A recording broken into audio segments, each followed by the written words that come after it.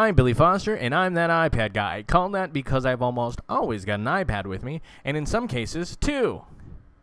Today I'm going to talk about the best of Google I/O.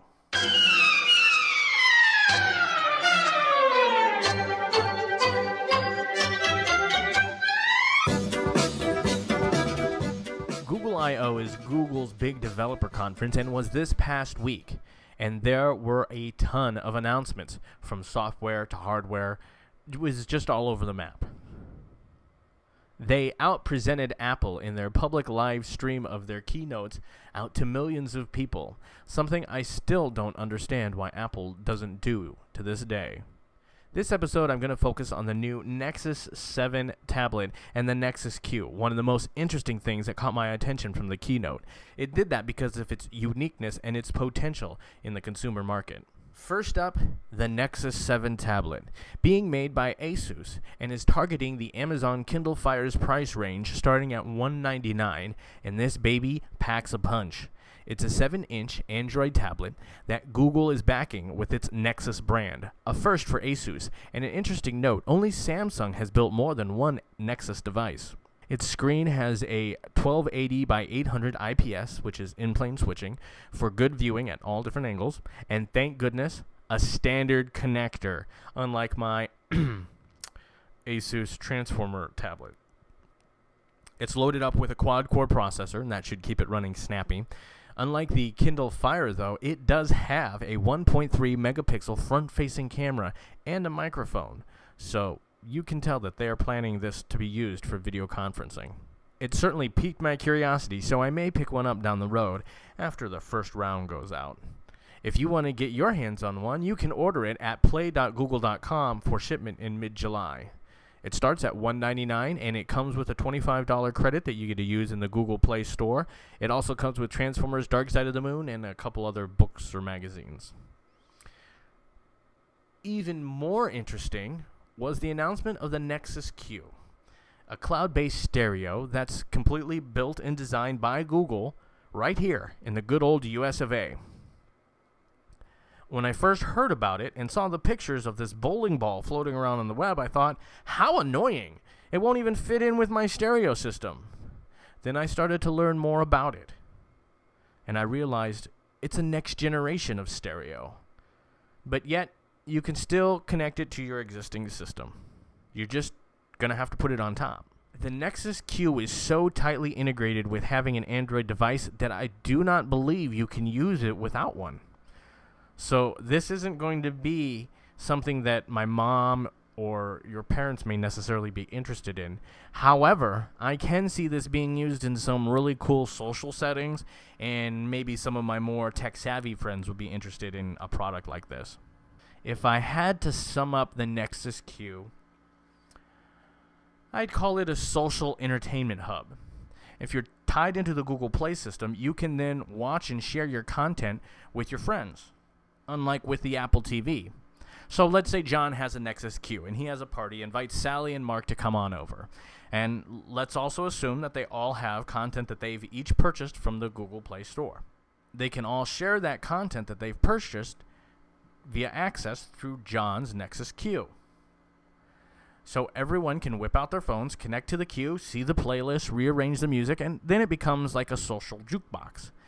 But let's say the conversation steers away from music and towards Back to the Future, and the debate on if the date was really set to June 27th, 2012 or not. John insists that it is, and Mark knows that it isn't. So Mark, being the true fan of Back to the Future that he is, he brings up his copy on his phone and pushes it to the queue so everyone can see how awesome he is and how John is forced to realize his shame. It's an interesting approach to potentially killing off the Google TV box. Don't get me wrong, I think that GTV still has room in there to exist, but more as an integrated feature in TVs than as a standalone box. The Nexus Q lives up to its name by becoming that nexus point where friends can share their content. And I can see how you could have something like this installed at a restaurant and allow customers to rearrange the music mix like I've seen in some old diners through the old jukebox style. It has its own amp built in, so speakers can be hooked up directly, And, of course, there is the option of pumping out the data from the Nexus Q through HDMI or digital audio out into your existing home entertainment system. At $299, it's a compelling price, but only if you're already invested into the Android ecosystem. And I'm not sure if the Kindle Fire will count or not yet. Regardless, it's one device I'm going to be keeping my eye on as it develops. And speaking of keeping my eye on things, the best announcement is not quite consumer ready yet. But once it is, it's going to be amazing. I'm talking about Google Glasses, the wearable computer. This really stole the show when they used Google Glass as they jumped out of planes and skydived live to Google Hangouts using on-air to millions of people. Again, live, streaming as they skydive.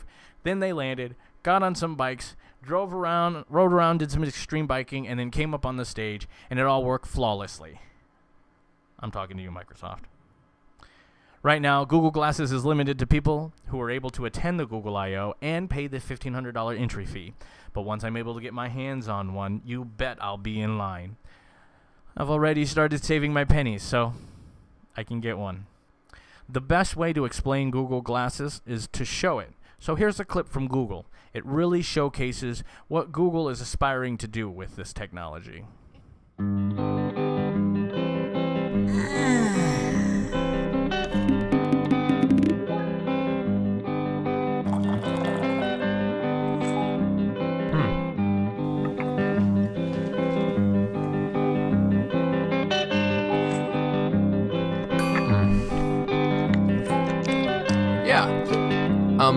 Meet me in front of Strand Books at 2.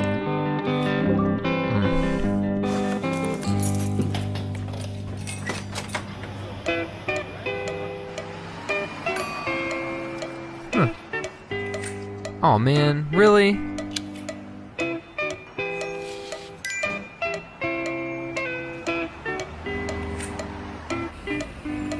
Hey there, guy. Hey there, little guy. Sweet. Remind me to buy tickets for Monsieur Gano tonight. Where's the music section?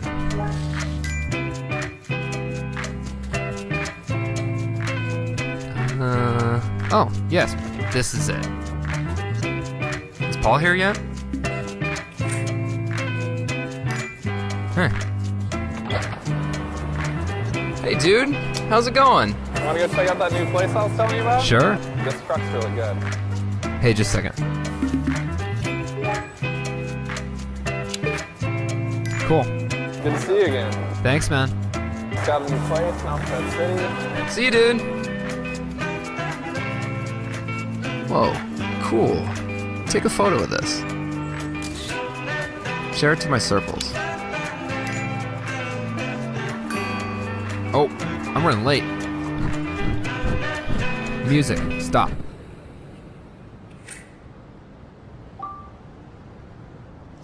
Hi, what's up? Hey, Hey. you want to say something cool? Yeah, sure.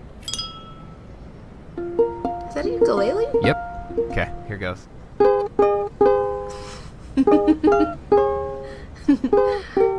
That's beautiful.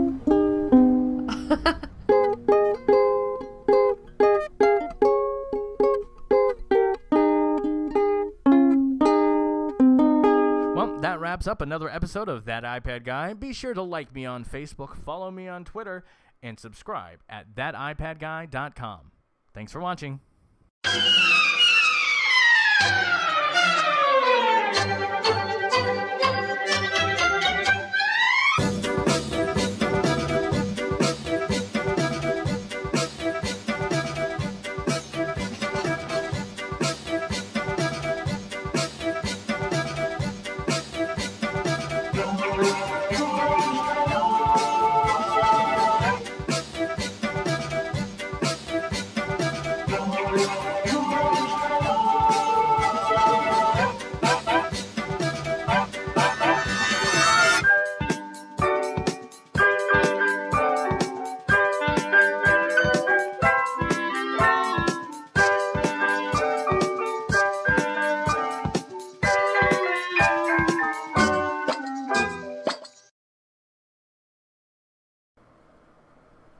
Did I do that?